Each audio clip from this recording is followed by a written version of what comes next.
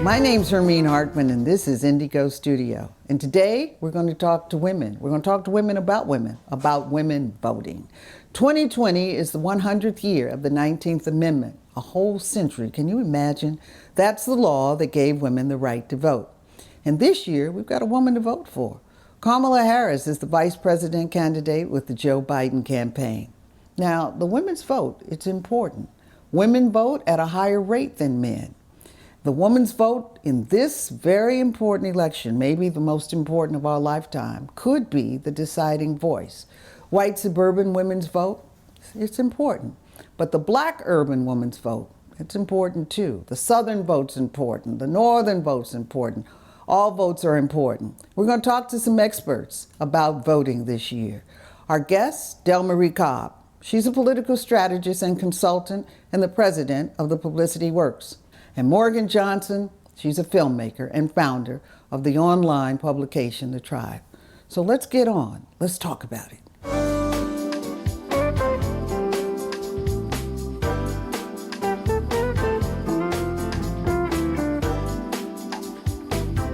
So today we're going to talk about politics. We're going to talk about it from a black woman's perspective.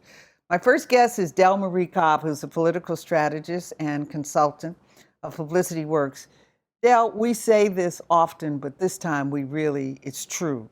And that is, this election is important, but this election really might be the most important in our lifetime. What's at stake in 2020 presidential election? Well, that's funny because I have said that almost every election, but now, finally, it really is true. For real. That we, so much of our lives are being threatened by this president who's in office right now. And when you look at the federal court just alone, he's appointed 200 conservative judges to the federal bench. And he's appointing them like 40 going north. And those are appointments that will be with us for decades. And so the fact that when you have African Americans still not being enthusiastic about voting, you're not going to a concert. You don't have to be enthusiastic. Just go and vote. Yes, it's a clear choice. The person who's currently in office, who absolutely has none of your self-interest at heart, and the person who might have your self-interest at heart, and if we continue to push him, he will have your self-interest at heart. To me, it's a clear, when you're in the general, you have a choice. It's only two people in the general election. There are two people. The person who has your values and the person who doesn't have your values. So we saw something very different this time, the first time in any of our lives, and that is the conventions were virtual. They were like very well planned TV shows, documentaries. You've attended those conventions. What did you miss? What did you like? What's changed? What's the good, the bad, the ugly of the new way of doing conventions? Well, I've been to 6 presidential conventions. 6 real ones. Right, real presidential conventions. I was working most of them, and then I went to some as a delegate. And it's really the getting to see people. Really, it is about seeing people and being with people and meeting people from other states. The socialization of it. Exactly. And the business of the convention. That's really what goes on during the day, is the business of the convention. And then in the evening, of course, you attend the convention. So what did you think about your president's convention using the White House as his backdrop, as his prop? As a consultant who talks all the time to my candidates about ethics, and I'm deaf when it comes to ethics. The idea that this president could hold any kind of political activity in front of the White House and use the White House as a prop, and also use people when he came to the naturalization and of the immigrants, The pardon. and the pardon and all of that, to use that in the White House and videotape it and then use it as part of your convention. And even recently, he did something like that. And so he's going to continue to do this all the way through the campaign, because in his mind, having that backdrop reinforces that I'm the president and you want to keep me here. Power, the real power. Morgan Johnson from the Tribe, thank you so much for being with us today. Thank you so much for inviting me. You've done a wonderful new film, Unapologetic, and you talk about Black Lives Matter from a feminist viewpoint, a little politics. Tell us about that. Unapologetic is a film that follows two dynamic young women here in Chicago.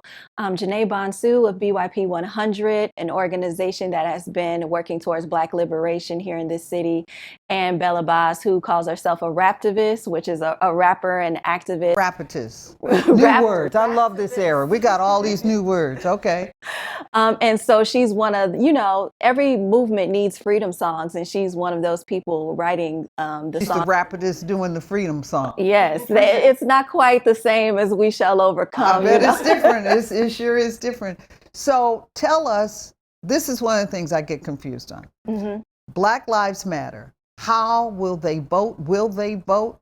What's the urgent on Black Lives Matter voting? It's hard to put everybody under one category, because unlike previous movements, the movement for Black Lives doesn't have one singular leader and one singular like policy of like, this is what we're going to do. I think that young people understand that this is a vote for survival, and that we have someone in office who has inspired white terrorism. And I think that although they're making their voices heard about how much they will hold Kamala and Joe Biden accountable, they are just trying to get that messaging out that you have to earn our vote, whether we're voting or not. Yeah. So voting or not? Yeah. I've heard some people say that they are going to vote third party. I've heard people say that they're not going to vote at all. And, it's hard to explain, and I understand. I see your face right now. You've got to vote. I see your face. But, cannot... the thing is, we have to reach out to young people before election season. We have to be getting them involved in civics and teaching them that, voting is a tool. It's not the end all be all. But once we get that messaging through, then maybe, they can understand. I look at voting as an act of protest, because I am protesting whatever the current administration is. That's why I'm voting. I'm either supporting you or I'm voting against you. But the other part of that is when you look at Wisconsin and how we lost Wisconsin. Hillary Clinton lost Wisconsin by 23,000 votes. But Hillary Clinton didn't go to Wisconsin either. Hold on, let me finish. All right. But Jill Stein got 21,000 votes. So those votes that went to Jill Stein that were a waste, they may have been making a statement, but they were a waste. And those were the votes that Hillary Clinton didn't get, whether she went there or not. And that's what we have to think about, is that we cannot throw our vote away just to make a point. We cannot burn down the house to make a point. And if you don't vote, it's a vote for You're burning Trump. down the house. You're burning down the house. And with that, burning down the house, we'll be right back. We're going to take a commercial break. Don't go away.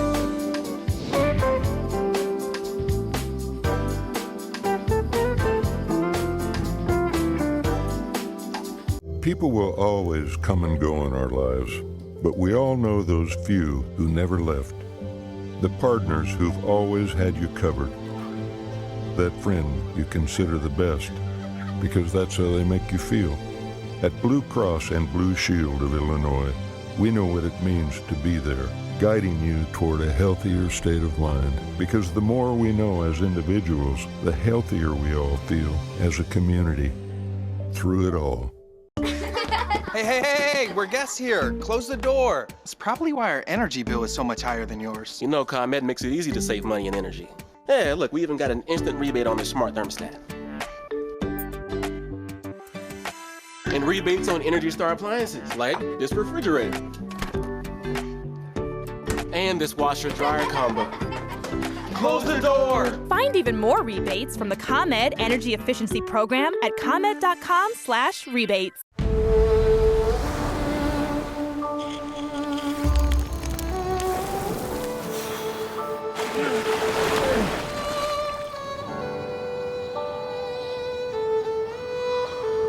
This could work. We're taking you home now, sir. Are you with search and rescue? No, I'm with the resort. What?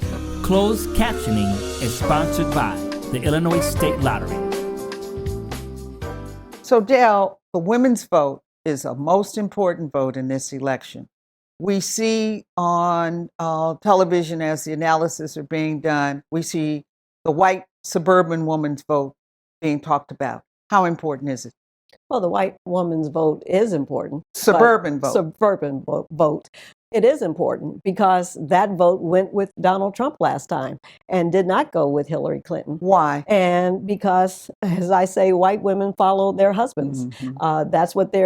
That's how they've been trained. So what happens this year with the black woman's vote? Well, black women have been saving the party. I mean, we voted 94% for Hillary in 2016, and ever since 2008, we voted higher than any other identifiable group. Mm-hmm. And so we saved Doug Jones in Alabama.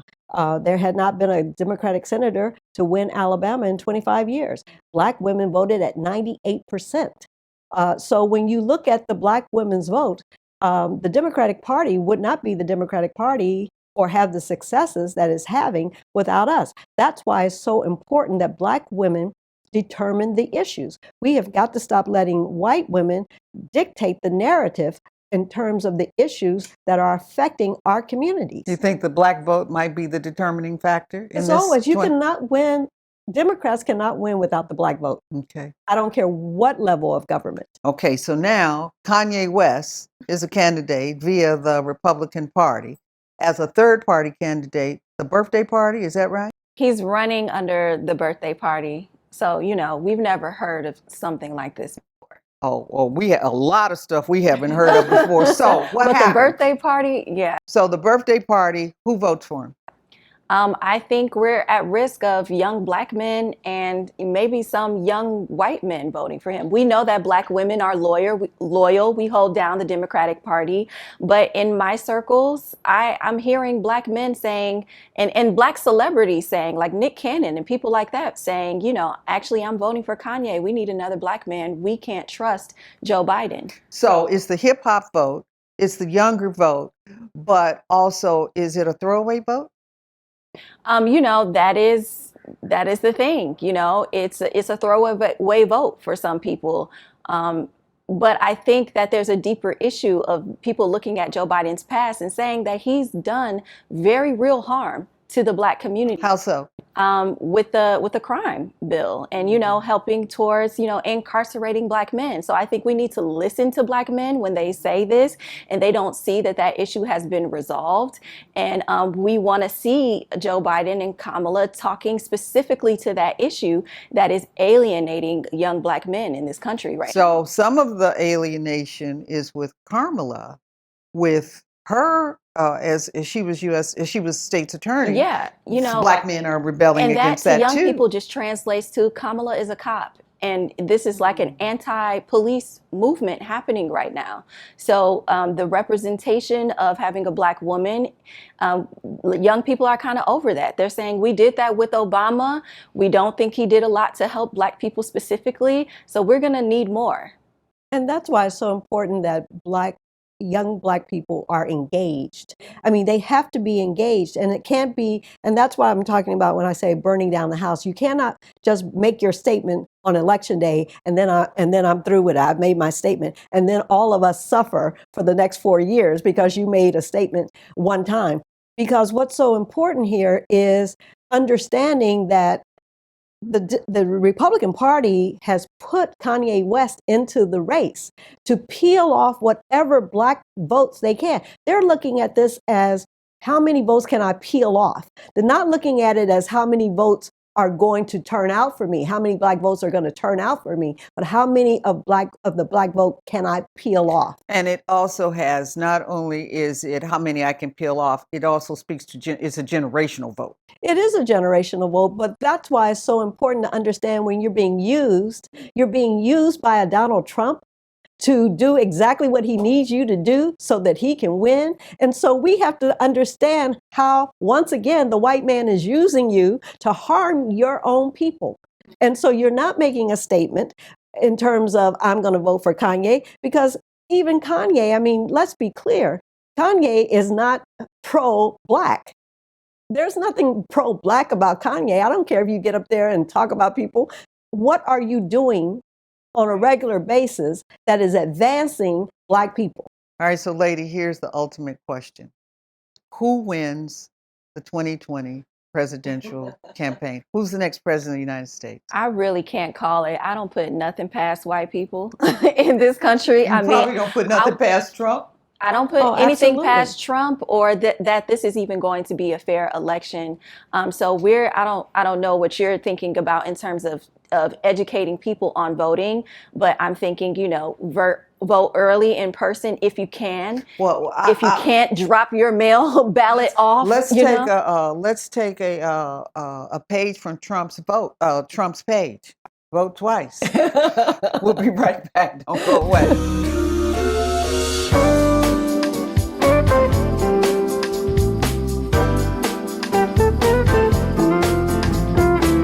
People will always come and go in our lives, but we all know those few who never left. The partners who've always had you covered. That friend you consider the best, because that's how they make you feel. At Blue Cross and Blue Shield of Illinois, we know what it means to be there, guiding you toward a healthier state of mind. Because the more we know as individuals, the healthier we all feel as a community. Through it all.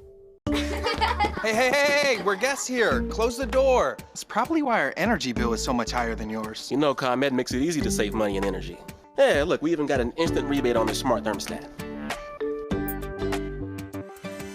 And rebates on Energy Star appliances, like this refrigerator. And this washer-dryer combo. Close the door! Find even more rebates from the ComEd Energy Efficiency Program at ComEd.com/rebates.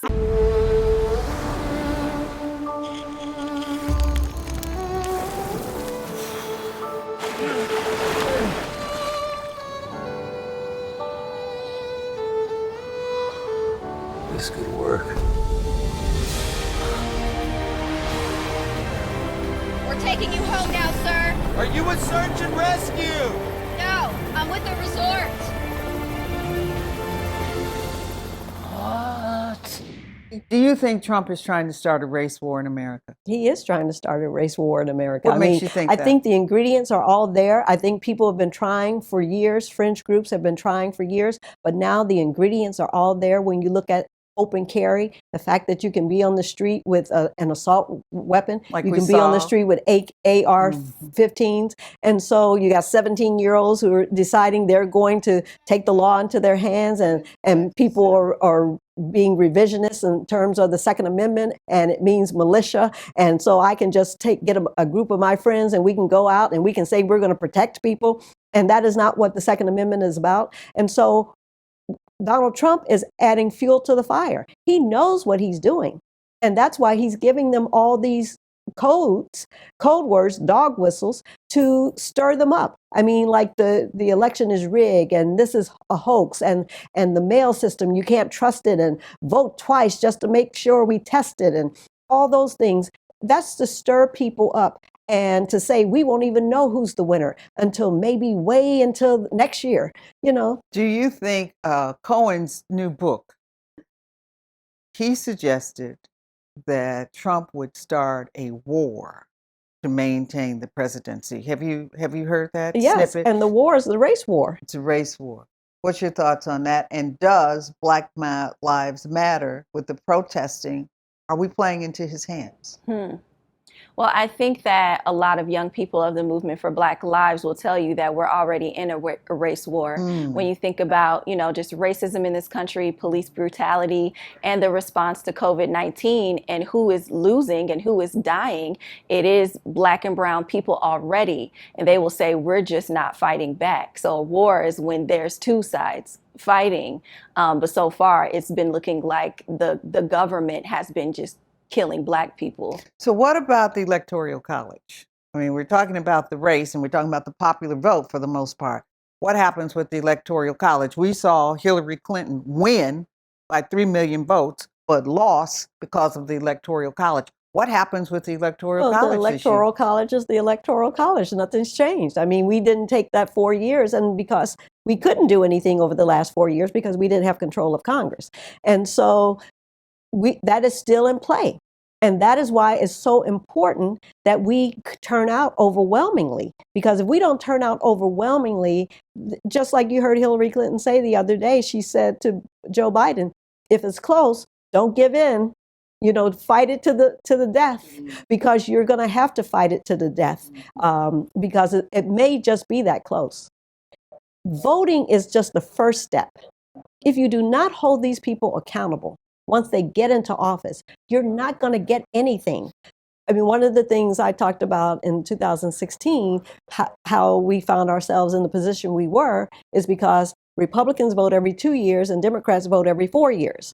And we finally woke up, and that's why in 2018, we were able to take so much ground from the Republicans, because we turned out and we voted in 2018, because Republicans were voting every 2 years, which is why they wound up getting all the governor's mansions, why they started getting all the state legislatures, and the reason they got the Senate and the House of Representatives. So how does the pandemic play into this election? I mean, we're in uncharted territory in more ways than one right now. We've got protests in the streets.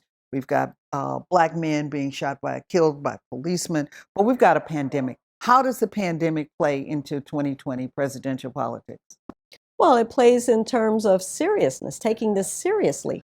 I mean, we've got a president who is downplaying the seriousness of this pandemic. And working on a vaccine by election exactly, day. And drink Clorox. And that'll get rid of it tomorrow. Fix it. And so, I mean, everything he's saying is he really could care less. I mean, it's like what Michelle Obama said at the convention that he said, and that is, it is what it is. People are dying. Oh, well.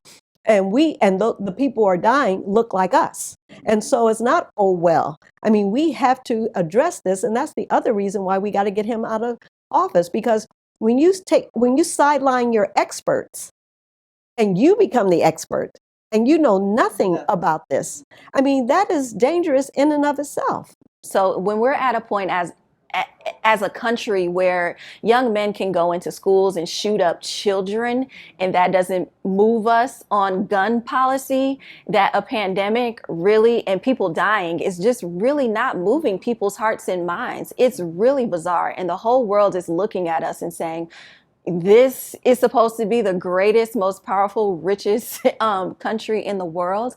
I mean, this whole period in our history, I think, is really going to define us and be a huge turning point. So do you think with the Biden campaign, I see personality, I see empathy. There was a wonderful article in Wall Street Journal. Dear Biden, it's not about empathy. Where's your policy? Do you think we're seeing enough programmatic discussion from the Democrats as to what they will do and what program and what policy might look like? The problem with that is you're not going to get that. You're not going to get that Why? On television. And that's what we saw in 2016. It was all about the circus. Donald Trump was the clown, and he provided the circus and the entertainment. And so Hillary Clinton was the only one talking about policy. She was the only one talking about creating jobs. She was the only one talking about Black issues, and nobody heard it.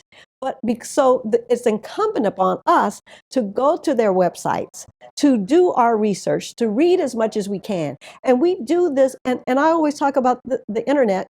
We spend so much time on the internet looking up stuff that doesn't even mean anything, and no time looking up information that's going to affect our lives. Newsrooms, we definitely have a choice whether we're going to set a standard or follow the trending topics. And I'm grateful to have started the tribe where we decided from the beginning that we're not going to follow the trends, that we're going to look around our communities and see what narratives are missing and what narratives are needed to help advance our people. And that's why Black media are so important. I mean, and that's why we cannot allow Black media to just go by the wayside and disappear.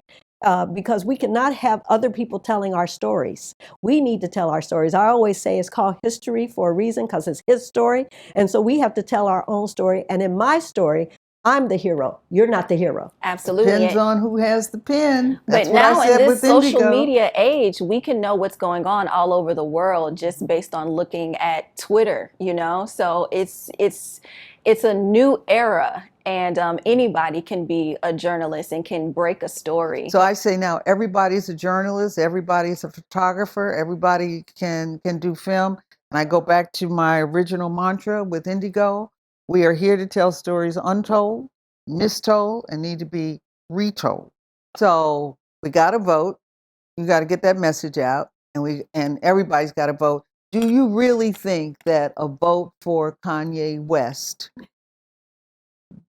we got to make people understand that's a vote against? Yeah, I try not to even elevate Kanye too much. I agree with that. Because but he is on the ballot in some places, some and it states might pull enough votes to make a difference.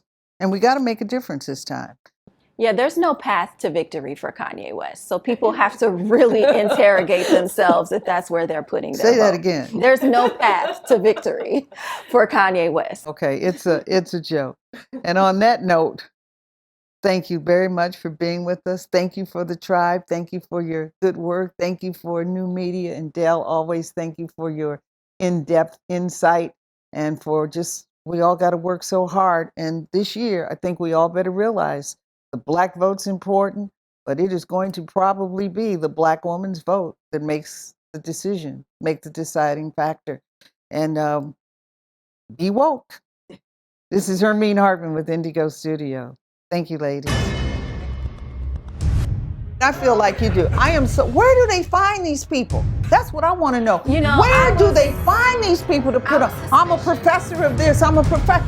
Damn it, you ain't been in one march. You ain't participated in one campaign, and you on here as an expert. Exactly. It And then burns the me other up. part of that, these white folks hijacking the Black Lives Matter movement. I mean, going to restaurants and demanding that white people sit up there and give you the Black Power sign. Normal. What the hell do I care if you give me the Black Power sign? I don't care nothing about that. And that becomes news, and that becomes anti what we're trying to achieve. Again. The same way with tearing down these statues. Christopher Columbus could be up there forever. I don't give a damn. I only care about structural racism. With structural little racism. reporting on the actual demands of the movement. Right. They only Exactly. want to report the clashes. They leave when the march is peaceful. For white people, this is low-hanging fruit. This makes them feel good, warm and fuzzy. I don't need you. You cannot drive this movement. Black people have to drive this movement. That's right. It's our movement.